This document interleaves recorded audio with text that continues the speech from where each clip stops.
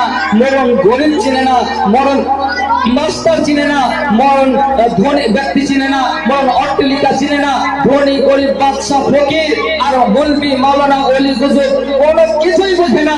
এক কথায় মরণ একটা জিনিসই বোঝে, যার ভিতরে প্রাণ আছে, যার ভিতরে আত্মা আছে, আমাকে তাকেই গ্রাস করতে হবে।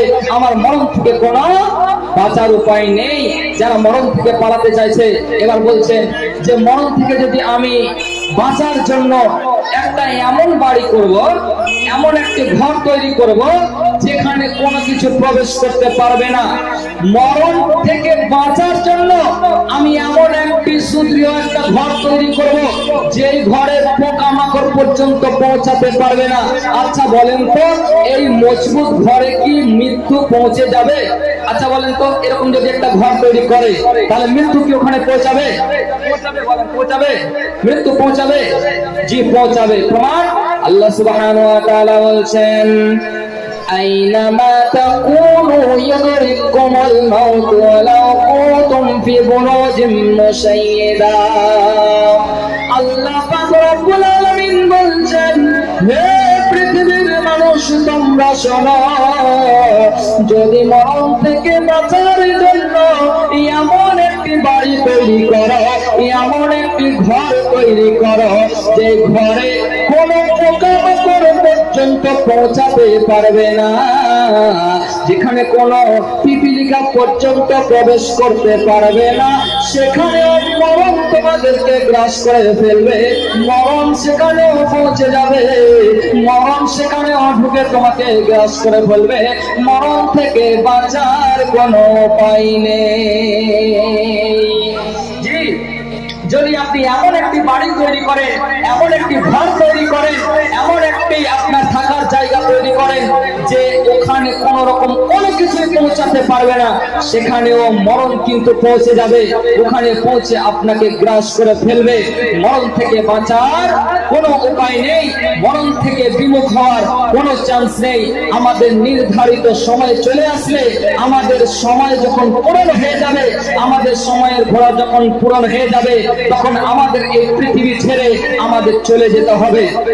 আমাদের মৃত্যুর একটা সময় আছে, এটা আল্লাহ পাক রব্বুল আলামিন ছাড়া আর কেউ জানে না। সে সময় যখন চলে আসবে, তার 1 মিনিট আগেও হবে না, পরেও হবে না। সময় নির্ধারিত এসে গেলে আমাদের এই পৃথিবী ছেড়ে চলে যেতে হবে। প্রমাণ আল্লাহ সুবহানাহু ওয়া তাআলা বলছেন, ওয়ালিকুল্লি উম্মাতিন আজালুন ফাইদা জাআ আজালুহুম লা ইস্তাখিরুনা সাআতান ওয়া লা ইস্তাকদিমুন।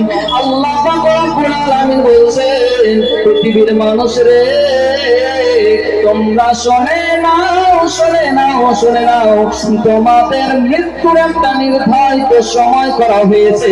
এই সময় যখন তোমাদের চলে আসবে, 1 সেকেন্ড আগেও হবে না, পরেও হবে না। যদি কাল 10টার সময় তোমার মৃত্যু লিখা থাকে, বাপরে, ওই 10টার আগেও হবে না, পরেও হবে না, ওই 10টার সময় আপনার মৃত্যু হয়ে যাবে। মানুষের মেয়াদ, মানুষের সময় নির্ধারণ করা আছে, যেটা আল্লাহ ছাড়া আর কেউ জানে না। সময় যখন পূরণ হয়ে যাবে, সময় যখন শেষ হয়ে যাবে, আল্লাহর আদেশ হয়ে গেলে আপনার জান কবজ হয়ে যাবে।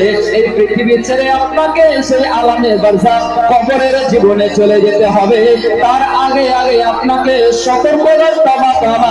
সেই কবরে যাওয়ার আগে আগে আপনাকে এমন কোনো কাজ করতে হবে যার জন্য আপনি সেই কবরেও যাতে সুখময় হতে পারে। জি, আমাদের যখন সময় শেষ হয়ে যাবে, আমাদের যখন টাইমটা শেষ হয়ে যাবে, তখন আমাদেরকে পৃথিবী ছেড়ে দিতে হবে। আমাদের মরণ সব সময় ধাওয়া করে বেড়াচ্ছে, আমাদের মরণ সব সময় পিছু নিয়েছে। আমাদের যখন গ্রাস করবে, আমরা কবরে যেয়ে পড়বো, এর বিমুখ কোনো উপায় নেই।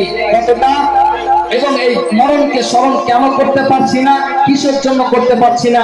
একটা গল্প শুনেন, কোন হাদিস কোরআনের কথা নয়, এর ভিতরে শিক্ষা আছে। গল্পটা যদি মন দিয়ে শোনেন তো বুঝতে পারবেন। একটি মানুষ জঙ্গলে ঘুরতে গিয়েছে। গল্পটা হয়তো শোনা হতে পারে, আরেকবার আপনাদের স্মরণ করিয়ে দিচ্ছি। একটি মানুষ জঙ্গলে ঘুরতে গিয়েছে। ঘুরতে ঘুরতে ঘুরতে ঘুরতে সে গভীর জঙ্গলে পৌঁছে গিয়েছে। তারপরে সে আর রাস্তা খুঁজে পায় না। সামনে একটি ক্ষুধার্ত বাঘ এসে দাঁড়ো হয়েছে।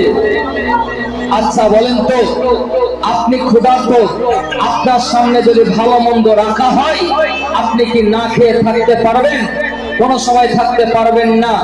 তো ওই ক্ষুধার্ত বাঘ, একে তো সে মাংসাশী প্রাণী, মানুষকে পেয়েছে আগাদিকে, তার সুন্দর খাবার পেয়েছে, আর তার খিদে লেগে আছে, সে তো খুশিতে আত্মহারা যে আমি আজকে মানুষ খাবো। তাকে যেমনই দেখেছে তার উপরে আক্রমণ। ওই ব্যক্তি নিজের প্রাণ বাঁচাবার জন্য, নিজের জানকে বাঁচাবার জন্য সেই জঙ্গলে কোনো দিকে তাকাতাকি নয়, একেবারে দৌড়াচ্ছে। দৌড়াতে দৌড়াতে দৌড়াতে দৌড়াতে সে কিছুটা পথ যাওয়ার পর একটি কুয়ো, এখানে একটা সামনে কুয়ো আছে যে বন্ধ হয়ে পড়ে আছে, সেরকম একটা জঙ্গলে বন্ধ কুয়ো ছিল, সেখানে সে লাফ দিয়ে দিয়েছে চোখ মুখ বুজে। যেমন লাফ দিয়েছে, লাফ দেওয়া মাত্রই সেখানে লতা পাতা গুলো ঝুলা ছিল দড়ির মতো, ওগুলো ধরে সে ঝুলে গিয়েছে। ঝুলার পরে সে নিচে তাকিয়ে দেখছে একটা অজগর সাপ হা করে তার দিকে তাকিয়ে আছে। সে নিচে গেলে তার পেটে ঢুকবে। তাহলে বিপদ কমলো না বাড়লো? কমলো না বাড়লো? বিপদ বাড়লো না কমলো বলেন? বিপদ আরো বেড়ে গেল। পিছে দিকে একটা বাঘ ছিল, ওপরে তাকিয়ে দেখছে যে সেই বাঘটি তাকে খাওয়ার জন্য ওপরে বসে আছে, আর নিচে তাকাচ্ছে তো নিচে দেখছে একটি সাপ হা করে বসে আছে তাকে খাওয়ার জন্য। মিডিলে সে দড়ি ধরে ঝুলে আছে। বিপদ অনেক বেশি, সে কি করবে